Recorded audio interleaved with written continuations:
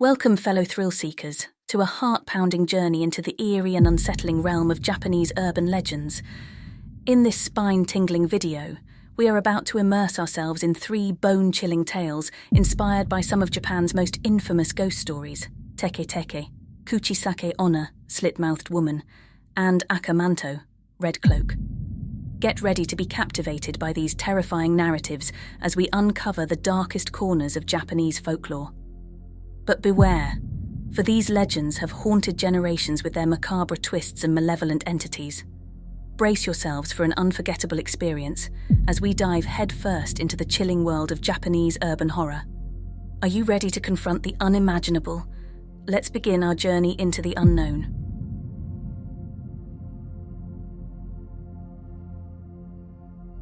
The haunting of the abandoned train station. The old abandoned train station had stood silent and decaying for decades. The tracks had long been overgrown with weeds, and the once bustling platform had become a haven for graffiti artists and urban explorers seeking the thrill of trespassing. But those who knew the legend of Teke-Teke approached the station with trepidation, for they knew that darkness and danger lay within. On a moonless night, a group of friends gathered in a nearby park, daring each other to visit the forsaken station. Among them was Yuki, a fearless teenager with a penchant for pushing boundaries. Her friends, Kai, Hana, and Riko, exchanged nervous glances, but couldn't resist Yuki's challenge. As they approached the station, the air grew colder, and the atmosphere became oppressively eerie. Graffiti-covered walls seemed to leer at them, their colours muted by the pale glow of the moon. Yuki led the way, her flashlight cutting through the shadows. Kai and Riko stayed close behind, while Hana lagged a few steps behind, her unease palpable. They ventured deeper into the station, their footsteps echoing in the silence. Yuki's bravado started to wane as the realization of their surroundings set in. The place was a maze of corridors, and the graffiti began to take on unsettling forms. Distorted faces and eerie symbols adorned the walls. "Maybe we should turn back," Hana whispered, clutching her jacket tightly. Yuki shook her head, determined to prove her fearlessness. "No way. We came here to find Teke-Teke, remember?" Just as she spoke those words, a chilling wind swept through the station, extinguishing their flashlights. Panic set in as darkness enveloped them. Yuki struggled to relight her flashlight, but it remained stubbornly uncooperative. From the shadows emerged a haunting sound, the unmistakable Teke-Teke of something dragging itself along the ground. Fear clenched their hearts as they realized the legend was real. "Run!"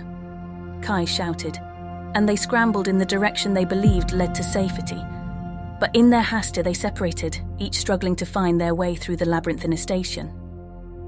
Hana found herself alone in a dimly lit corridor.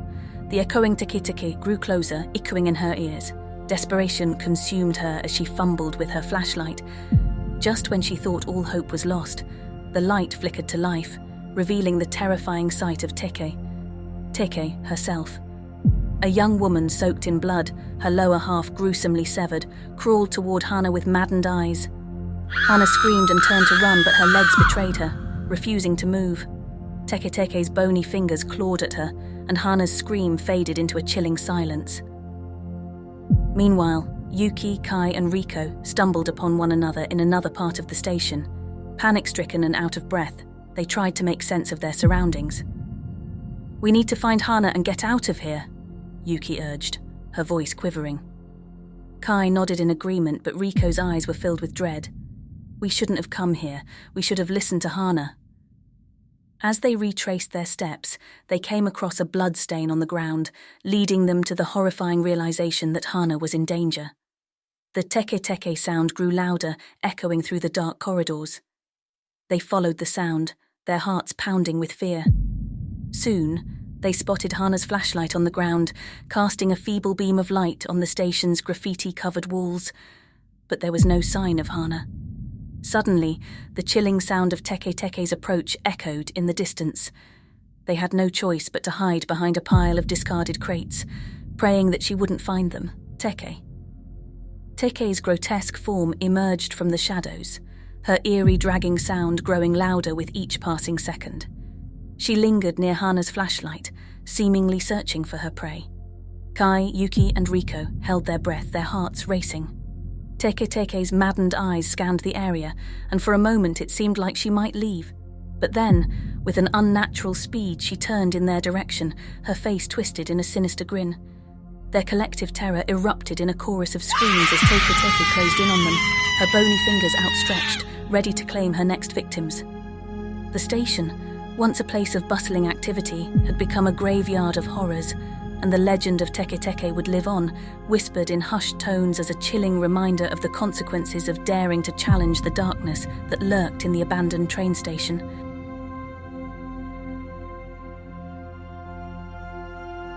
The malevolent grin. In a quiet suburban town in Japan, nestled between towering mountains and lush forests, there lived a legend that sent shivers down the spines of its residents. The tale of the Kuchisake-onna, the Slit-Mouthed Woman, had haunted the town for generations. One gloomy autumn evening, as the crimson leaves rustled underfoot, a young woman named Yumi was walking home from her part-time job at a nearby convenience store. The sun had already dipped below the horizon, and the streetlights cast eerie shadows on the deserted streets. Yumi quickened her pace, feeling a growing sense of unease.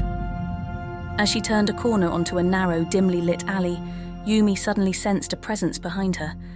Her heart pounded in her chest as she glanced over her shoulder. There, under the flickering streetlight, stood a woman in a long, tattered trench coat with a surgical mask covering her face. The stranger's voice was barely a whisper as she spoke. "Excuse me, young lady, may I ask you a question?"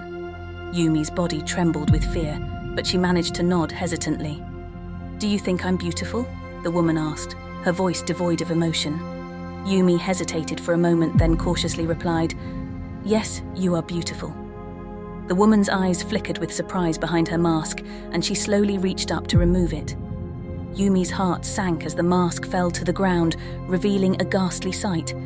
The woman's mouth was grotesquely slit from ear to ear, a twisted, crimson gash that oozed with dark, coagulated blood. Yumi's scream died in her throat as terror paralyzed her. The Kuchisake-onna's grin stretched impossibly wide, revealing rows of sharp, yellowed teeth. "Beautiful, you say?" she hissed, her voice now laced with malice. Panicked, Yumi stumbled backward, her legs refusing to obey her commands. The sinister figure began to advance toward her, each step echoing ominously in the alley. Desperate for a way to escape, Yumi remembered an old superstition she had heard about the Kuchisake-onna. With trembling hands, she pulled a candy bar from her bag and held it out as a peace offering. "Please take this," she pleaded. The Kuchisake-onna paused, her grin wavering for a moment as she considered the offering. Then, with a sinister chuckle, she snatched the candy bar from Yumi's hand and continued her approach. But Yumi had bought herself precious seconds. With newfound determination, she turned and sprinted down the alley, her heart pounding in her chest. The echoes of her footsteps were joined by the ominous, echoing laughter of the Kuchisake-onna behind her. Yumi raced through the labyrinthine streets of her town, the relentless pursuit of the slit-mouthed woman pushing her to her limits. She darted into a nearby shrine, hoping the sacred grounds would protect her. As she entered, she spotted an old priest who was lighting incense at an altar. Breathless and terrified, Yumi told the priest about her encounter with the Kuchisake-onna. The priest nodded gravely and offered her sanctuary within the shrine, where he performed a protective ritual to ward off malevolent spirits. Hours passed, and the night grew still. Yumi remained in the shrine, praying for her safety. The priest assured her that the Kuchisake-onna would not dare to enter the sacred space. As the first light of dawn broke through the trees, Yumi finally ventured out of the shrine, her heart still heavy with fear. The memory of the Kuchisake-onna's gruesome grin haunted her every step, a chilling reminder of the horrors that lurked in the shadows of her town. Though she had escaped the slit-mouthed woman's clutches, Yumi knew that the legend would live on, casting a long sinister shadow over her once peaceful town, where the Kuchisake-onna would forever be a tale whispered in fear.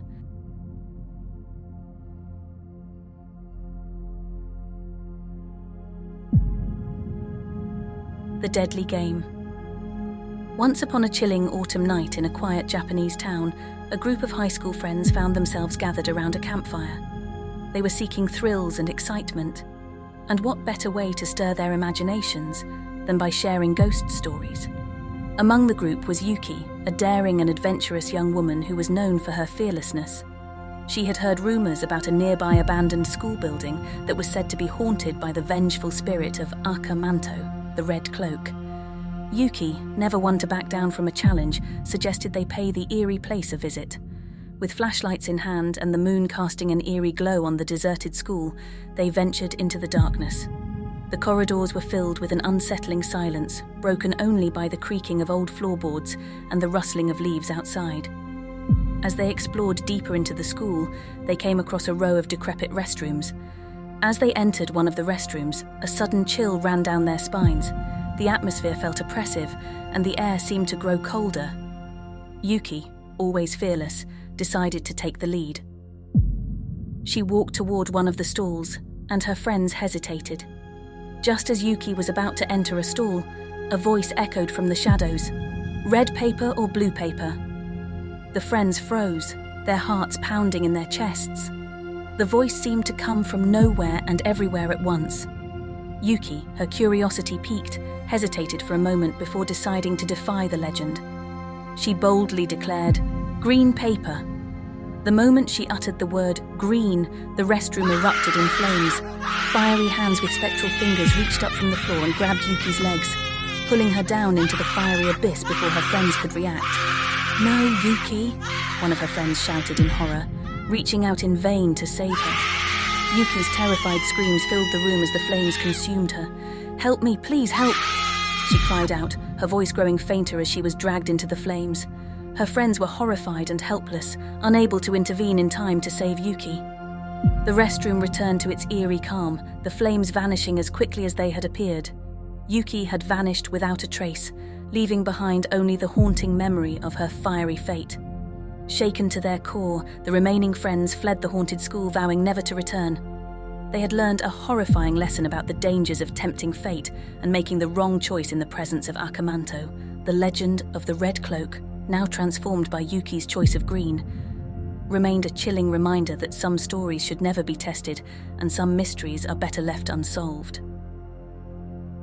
Thanks for watching. To support us, please like and subscribe.